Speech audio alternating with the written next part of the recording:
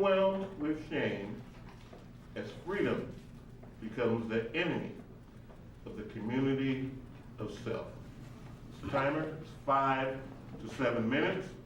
The title, Overwhelmed with Shame as freedom becomes the enemy of the community of self. Put your hands together for AR.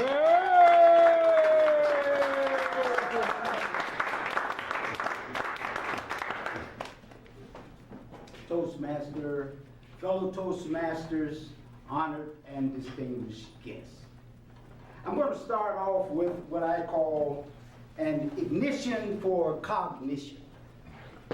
And it goes like this. If all sins were paid for, none were forgiven. And if all sins were forgiven, not a single one was paid for. Now that I have your attention, I'm going to start this subject. Overwhelmed with shame as freedom becomes the enemy to the community of self. Let's define some terms. Shame, what is shame?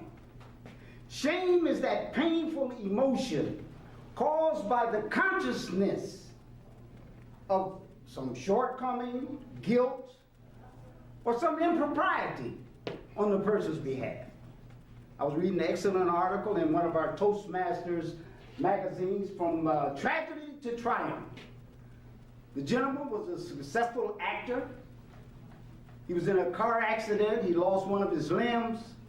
He got addicted to opioids.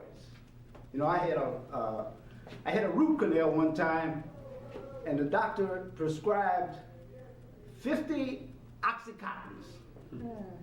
I went to Walmart. They didn't fill it. My wife said, "You're going to get addicted." They didn't fill it because he had a stamp. And they told me at Walmart, "You better go back and get his signature before we can fill this." But anyway, I look back on that and I hear people say, it says that 95 people die every day from addiction. So once you get addicted, the values you have, how do you become overwhelmed with shame? There are many doors that lead to shame. Many of them. I'm going to try to enumerate a few of them. Drugs, for example.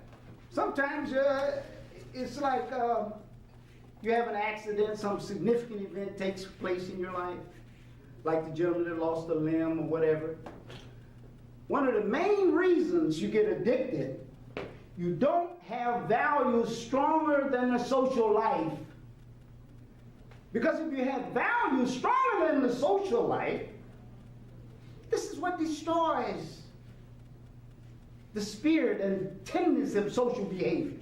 You don't have values to counteract these illogical and confusing premises. See, if you had values and you could challenge, logically you can challenge these socially retarding ideas. Now let me give you an example. Many people are talking about God. I like to say the original creator, because so many lies have been told on God. So I say the original creator. Everything that comes in this creation comes about either by three ways. Either it's, you could ask the person, just kill some of these crazy ideas. You can ask the person,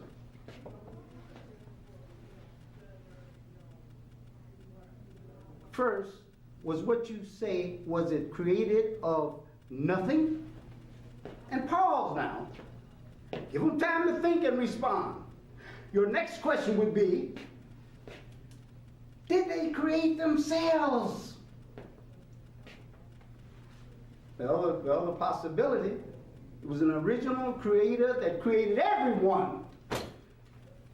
I can ask each one of you to take a deep breath, and I know who provided that breath for you. Although man can create oxygen now. Look, Joseph Priestley, the one that founded oxygen and a lot of other properties. Persecuted. He, Benjamin Franklin, Sir Isaac Newton, studied. He was a great Unitarian. They had that idea, that argument between the Unitarians and the Trinitarians. The Trinitarians won out, but that's our history. This is the most sophisticated land in the world. I worked in engineering for 40 years. We wouldn't release anything unless it went through a system process that could be traceable to the Bureau of Standards. Why? Because if somebody got killed for this part, they're gonna take them to court. They're gonna look at the test data. Hey, you're gonna have to pay $1 billion for that or whatever. But anyway, addiction. FAA said that they had 12,240 tests of the pilots suffering from alcoholism. Only 10 failed. This is a pretty good record for all the pilots. A lot of the medical professions, trouble with alcohol. It was ruled illegal at one time. The people wanted it so much, they legalized it again. I don't have to go through all that. Okay, there are many other things that lead to losing your values. And I had an experience during the riots. I'm going up Grand River. I don't know whether it's Kennedy, King, or one of them. I'm going up Grand River. The mannequins blowing across the street, the sirens going, people running down the street with suits. They had a huge Hatchet and Suffering store right on the corner of Grand River and Greenfield. I get to work. They usher everybody into the auditorium. We saw a movie. How do you feel being a black employee working with a white employee? How do you? So they said, how do you respond to it? How do you respond? I say, well, I figured it out. I signed the card before I can get back to my desk. They called me up to H&R, Human Resources. They say, Mr. Rashidin, you went against this. I said, that's the most irrational statement made. You shouldn't even shown the movie. Black is an Iraq look. My engineering boss is from India. He's got a little curl in his hair, but he's black as these pants. And if I call him black, I have offended him. I worked for a guy from Egypt. He said, I'm white. Think. Black is just the color, it's not your identity. You was born with your damn identity. Black this and black that. In fact, we should be called some mixture, because you see Asian, you see Caucasian, you see many like Joseph's beautiful coat among us. I was about to say African Americans, but I don't have time to delineate that particular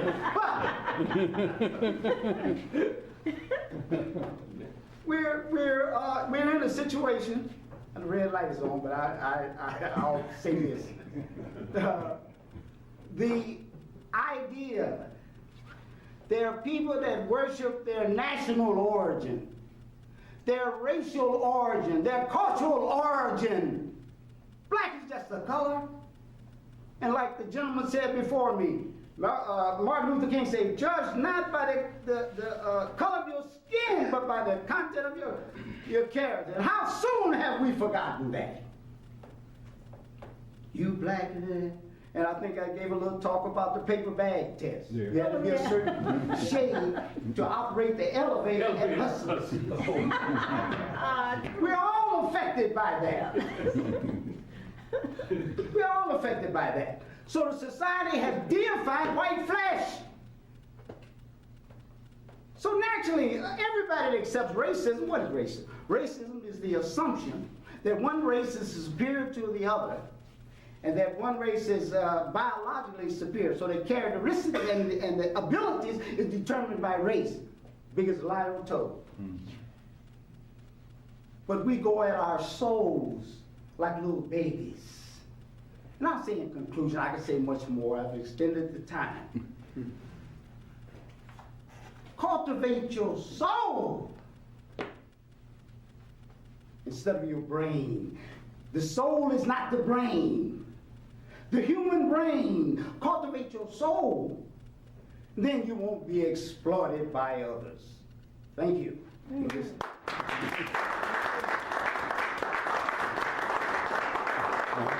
Oh. Still fired up.